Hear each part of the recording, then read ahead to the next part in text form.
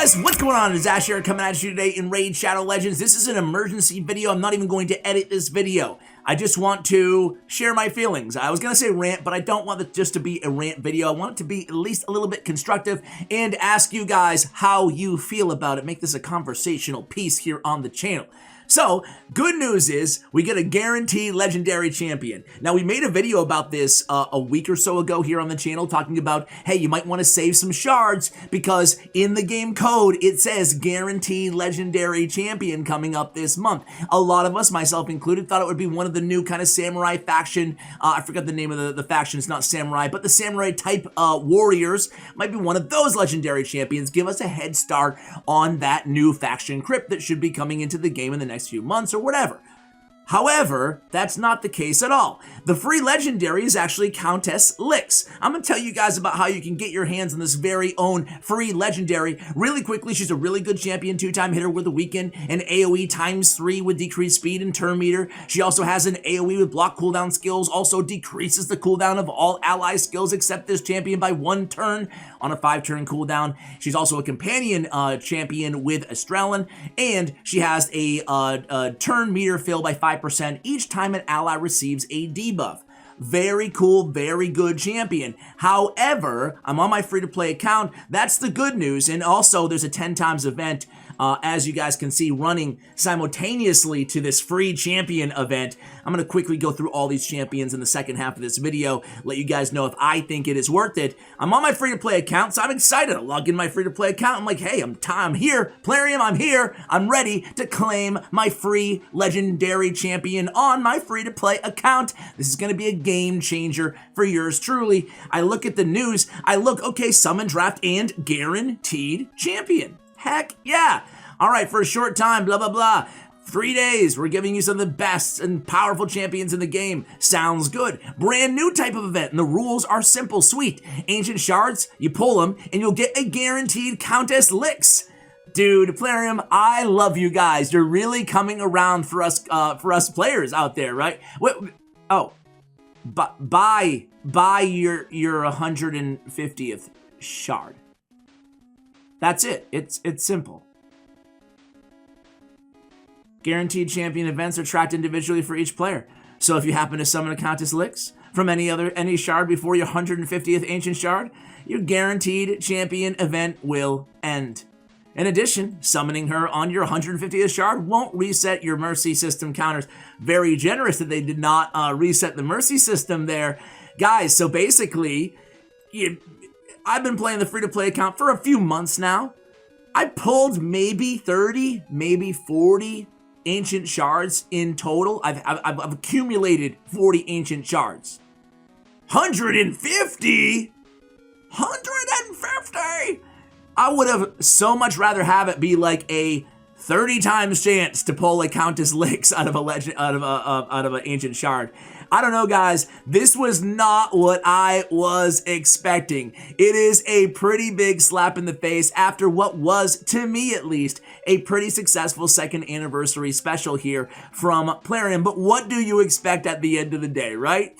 I gotta throw the question to you guys. Am I being too down on this? Because just when it felt like things were really turning around, they're like, hey, just a quick reminder, just a real quick one. Yeah, just go ahead and, and hey, the good news is, guys, the good news is they're giving us a ton of ancient shard offers today. So basically, it's a guaranteed legendary if you spend at least $300. That's what it should be. The spend $300 and get a guaranteed champion event. Because then, I think it would be very accurate, So guys, what do you think? I mean, the question remains, I'm a dirty pay to win on my main account. Obviously, I have no shot here. I'm actually going to do it for the heck of it, It's so dumb. I shouldn't be doing it. I think I have 1 shard, but I'm going to try. Crazier things have happened here on the channel. And then we have a 10 times Void Veil list, It's basically a regular 10 times event. Let's go ahead and take a quick look here. Let's take a quick look, see what we have for shards. We have 3. And we have 3 spots, so let's just do it. Oh, and they even give you a counter, a little ticker here. Only 150 to go, free to play, Vextall. All right, well, here's number 1. Boom. Hey. Okay, Soul Drinker. Here's number 2. Boom, that's blue. And here's number 3. I would still, by the way, guys, Countess Lix is a really good champion, but I'm telling you guys, I would still hold for a double times event if you guys are free to play or not big spenders who don't feel like spending $300+. Maybe I was being light on the $300 to get 50 shards, 150 shards, excuse me. Dare I misspeak there? I don't know, guys. I mean, I don't even know if I'm going to do it on my main account. Again, I throw the question to you guys. Are you going to do it? Are any of you guys going to do this? Do you think the champion is worth spending that much money to get? Very, very frustrating. Still love the game. Still, I'm not like just here to hate on it. But boy, is this one especially. You know, Countess Lix is great. But boy, was I hoping for a new champion. A brand new champion. And not to have to pull 150. 10 is reasonable.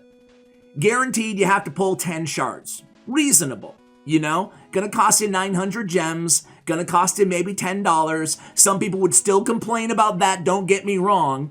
But it's reasonable. 150? Alright.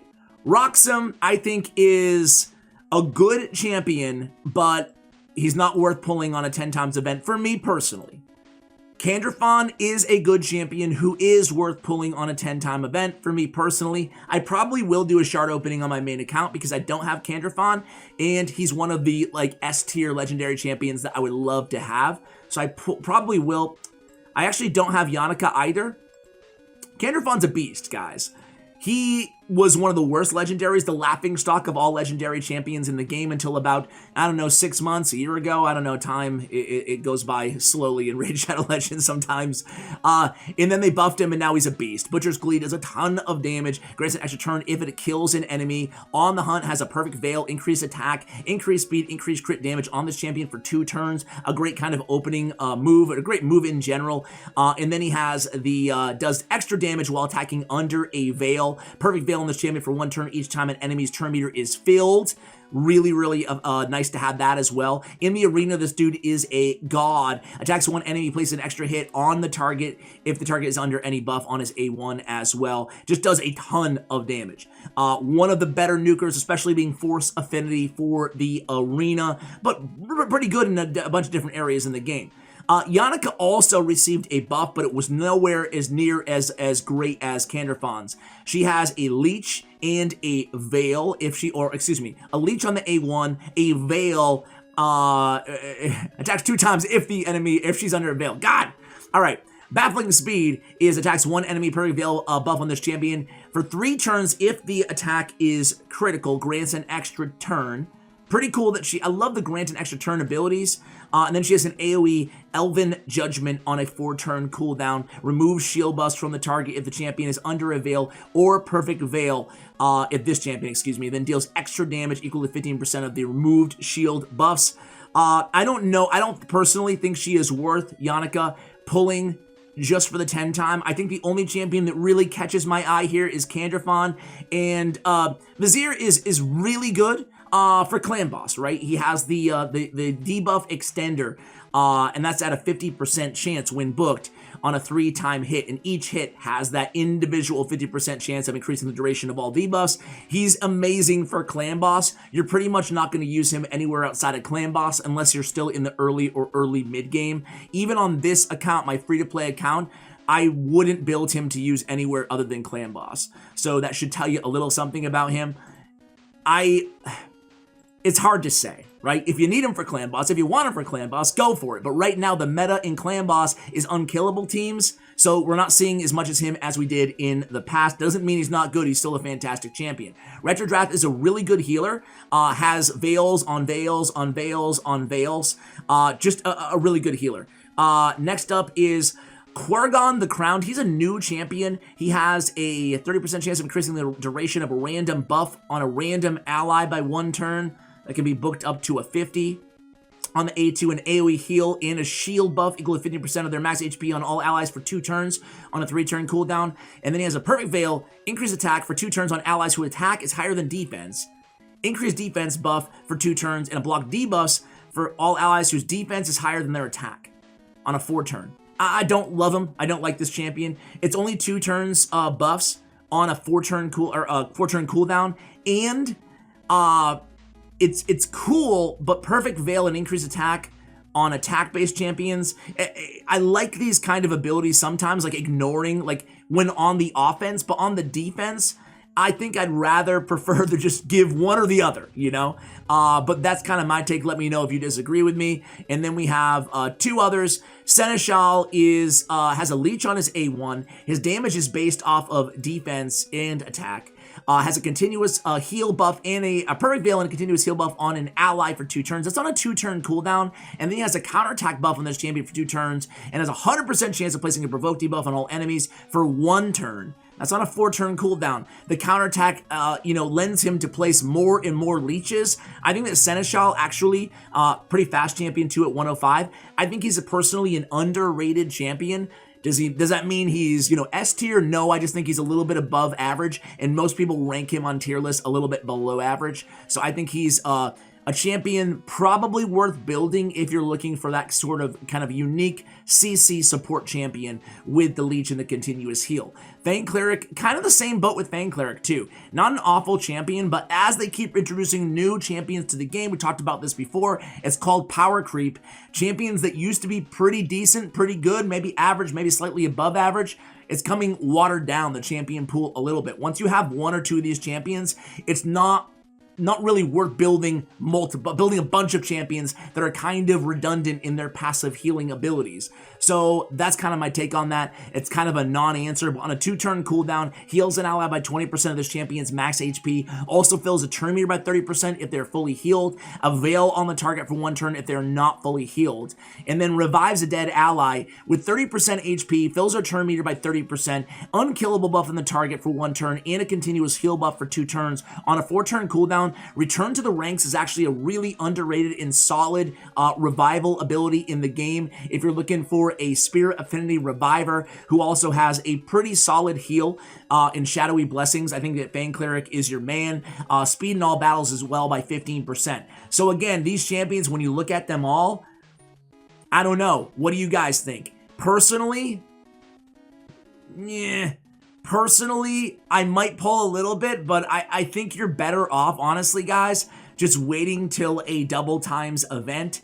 It's difficult, man. It is difficult to make a judgment on these champions and on whether or not it's worth it to pull for Countess Lix. I don't know. I just don't. I'm definitely not going to do it on my free-to-play. I don't have the shards, going back to my original rant in this video. But we also have, what do we have coming up? No, that's it, huh? There's no voids.